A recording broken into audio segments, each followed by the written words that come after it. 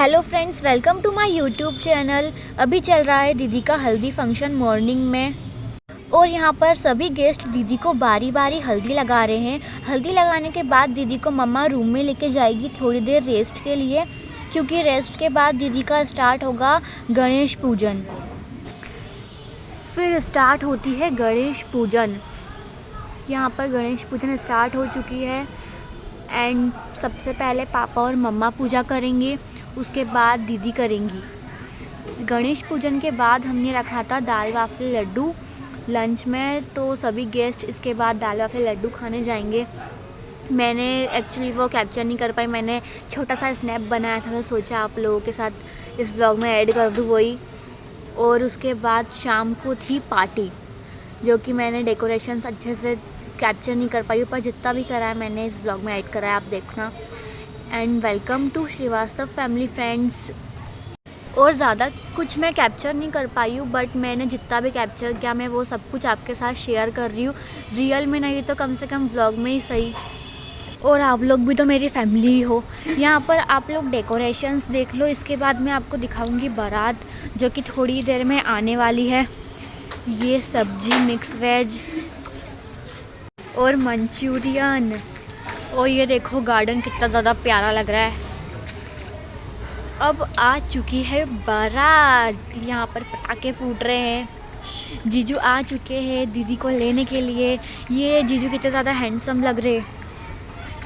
फिर उसके बाद कोई सी रस्म होती है जिसके अंदर साली अपने सर पे मटका रखती है, और जो जीजू होते हैं उस मटके के अंदर पैसे डालते हैं।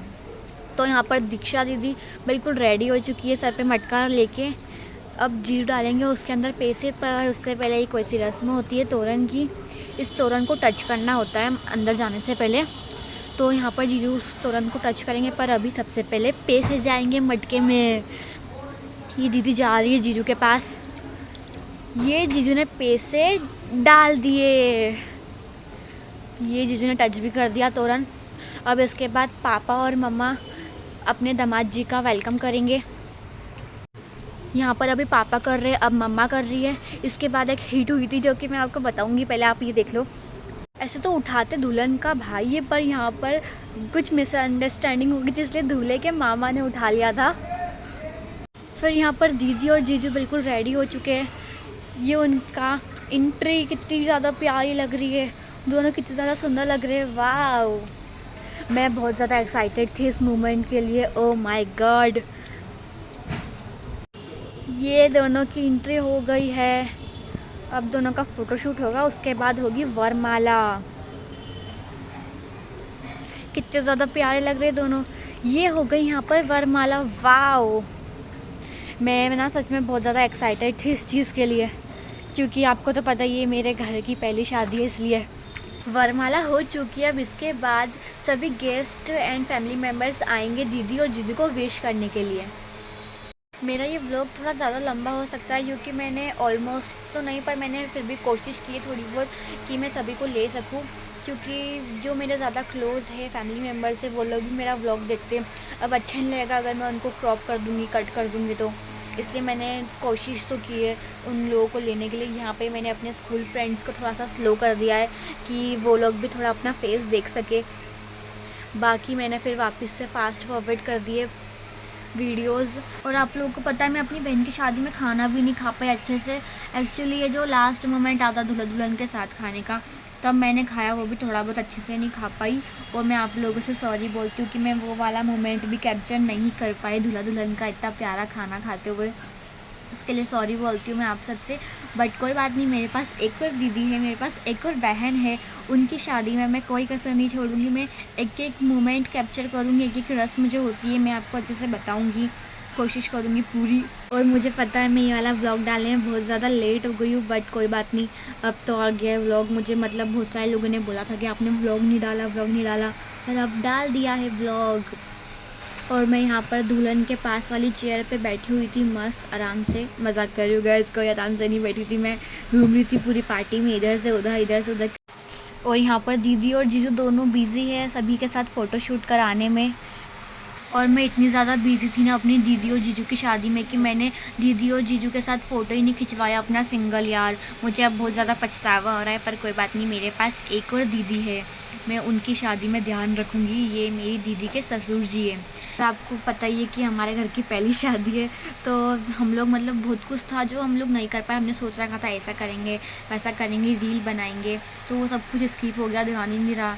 बट कोई बात नहीं, सेकंड वाली शादी में मैं कुछ भी स्किप नहीं होने दूँगी, सब कुछ ध्यान रखूँगी। यहाँ पर दीदी और जीजू दोनों ही थक चुके थे क्योंकि सभी फैमिली मेम्बर्स आए जा रहे थे। उनको बैठने का टाइम ही नहीं मिल रहा था, उनको रेस्ट ही नहीं मिल रहा था। वो बैठे और इतने में कोई और फैमिली मेम्बर आ जाए। फिर यहाँ पर वो लोग को टाइम मिला बैठने का। मैंने बोला मैं पानी लाऊं, तो बोले नहीं अब हम खाना खाने जाएंगे। फिर यहाँ पर पापा मम्मा आ गए फ़ोटो खिंचाने के लिए। फिर ये हमारी क्यूट सी फैमिली। फिर इसके बाद खाना खाया दूल्हा दुल्हन ने, जो कि मैं कैप्चर नहीं कर पाई, मैं आपको बता चुकी हूँ।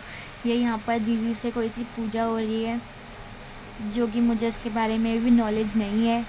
यहाँ पर दीदी पूजा कर रही है। यहाँ ये दीदी की पूजा होने के बाद पापा और मम्मा की बारी आएगी। उसके बाद फिर पापा और मम्मा पूजा करेंगे। ये यहाँ पर पापा और मम्मा आ गए हैं, ये पूजा कर रहे। इसके बारे में भी मुझे नॉलेज नहीं है, सॉरी। ये पूजा होने के बाद आएंगी दीदी। यहाँ पर ये दीदी आ गए हैं, अब हो रहा है कन्यादान।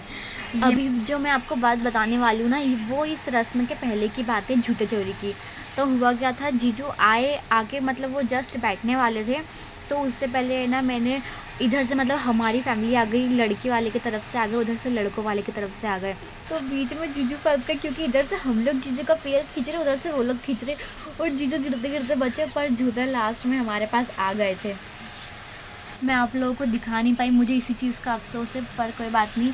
आपको जितना सुनने में मज़ा आ रहा है ना, उतना आपको अगर आप देखते तो आपको और ज़्यादा मज़ा आता, बस ये बात है। और फिर यहाँ पर बुआ पैर पूज रही है दीदी के, ये भी मेरी बुआ ही है। फिर ये पैर पूजने की रस्म ख़त्म होने के बाद स्टार्ट होते हैं दीदी के फेरे। अब यहाँ पे पूजा हो रही है, ये यहाँ पर स्टार्ट हो गए फेरे दीदी और जीजू के।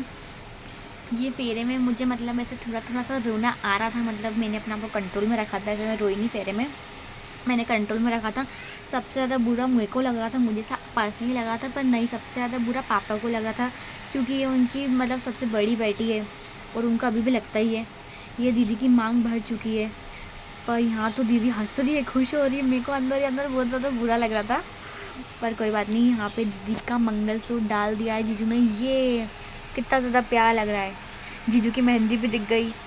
यहाँ पर दीदी सबसे गले मिल रही थी, पर मैं नहीं मिल रही थी, तो मुझे मौसी बोलती मिल ले, मैंने नहीं मिला, क्योंकि मैं अगर मिल लेती तो फिर मेरे से कंट्रोल ही नहीं होता, मैं इतना ज़्यादा रो देती। पर अब मुझसे थोड़ा सा कंट्रोल है। ये विदाई में मुझे इतना रोना नहीं आया जितना मुझे घर जाके रोना आया यार। घर जाके मैं बहुत ज़्यादा रोई थी। उसके बाद यहाँ पर दीदी और जीजू को कार में बिठाने वाले, और हमारे यहाँ ऐसा है कि जो दूल्हा दुल्हन की कार रहती है उसमें धक्का भाई लगाता है, तो यहाँ पर भैया ने धक्का लगा दिया है। And bye guys, thanks for watching.